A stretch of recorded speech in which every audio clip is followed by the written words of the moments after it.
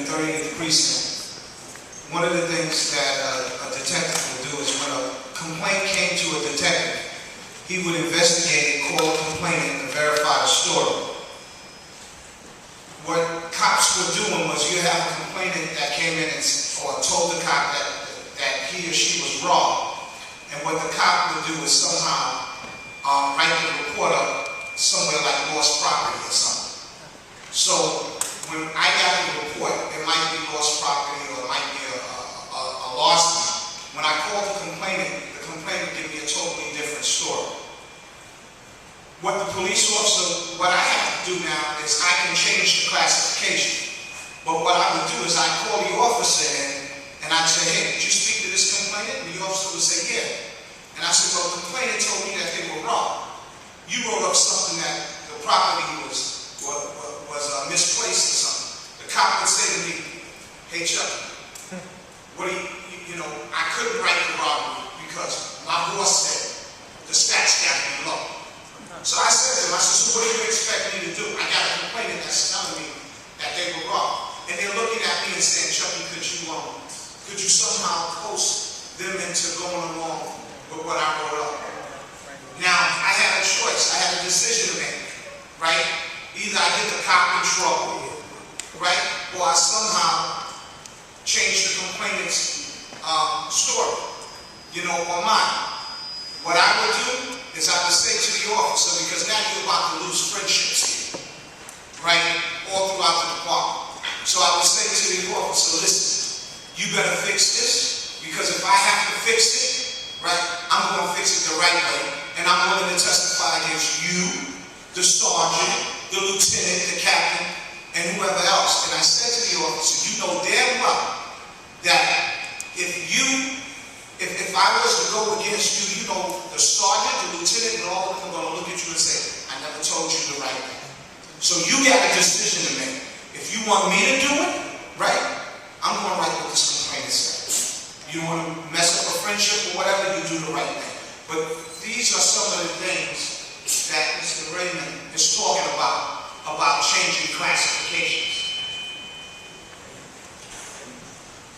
And what's the real world effect of that kind of, it's not just paper manipulation of a report, it has a real world effect.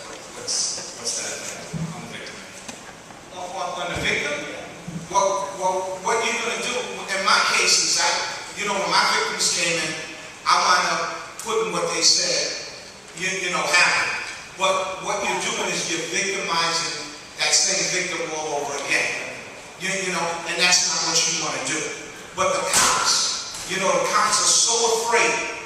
They really want to do the right thing, but at the same token, they got people, supervisors, right, who also want to do the right thing.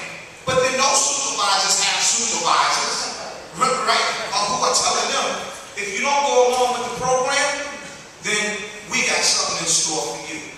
So I did the right thing, because I'm not going down for nobody. And I got my pension.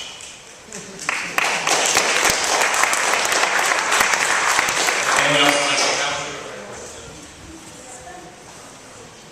I think what's really interesting is the fact that we're dealing with a numbers game, because below, as you pointed out, Graham, that the numbers, the classifications go down. They only go down where there are allegations of crime, where UF-61s are made out, where there's criminal reports are made out, not where there's arrests. When there's arrests, they go up. Because when you play by numbers, the numbers go any way you want them to go. And the fact is that depending upon, the 250s, the stop and frisk, when I was on the street, nobody ever made out a 250, meaning nobody ever made out a stop and frisk report. It was unnecessary. Nobody was looking for it. It was a tool you knew you had because you were trained you could do stop and frisk, but nobody was looking for it. The Civilian Complaint Review Board didn't exist in any deterrent way that could stop the excessive police power. The fact is that when you play the numbers game, all I'm saying, you manipulate them any way you want them. Somebody comes in, I'll tell you one little story that I had. When I was on the street, we were in the transit detective here can tell you, there were rashes of chain snatching. And of course, we had big problems with the transit police department. They kept pushing their people over to the street, and he knows the story, and they said, no, it's happening on the transit facility. I don't care what I'm making a report. And I dealt with this at 33, so you can see those guys were asleep. Anyway, you were. Anyway, what happened was all the chain snatchings. Now, chain snatching can be written up in any kind of way. It can either be written up as a grand larceny or a robbery. Now, the name of the game is no robberies. Robberies are the worst thing and the most supposedly preventable crime that the police department can deal with by actually going out and surveilling and patrolling. So all of a sudden, no matter what happened, how that person lost their chain, unless you got the perp, unless you got the guy, it was going to be a grand larceny. Once you got the guy, it becomes a robbery. So now I leave the police department. I defended criminal defendants. Now I made sure that they got their rights. And I defended one guy who was in Brooklyn, a crack addict who decided at 3 o'clock in the morning to rob a woman going to work of a Bible and a broncholator for asthma. I mean, really awful kind of thing. And because of his prior felony convictions, there was a case you had to go to trial. But what ends up happening is that he was arrested long after the crime was reported initially. They could only get him for grand larceny.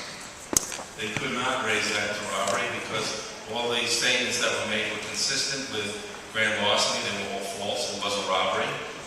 I could impeach the victim on the stand as to what really happened, and be that as it may, the man walked.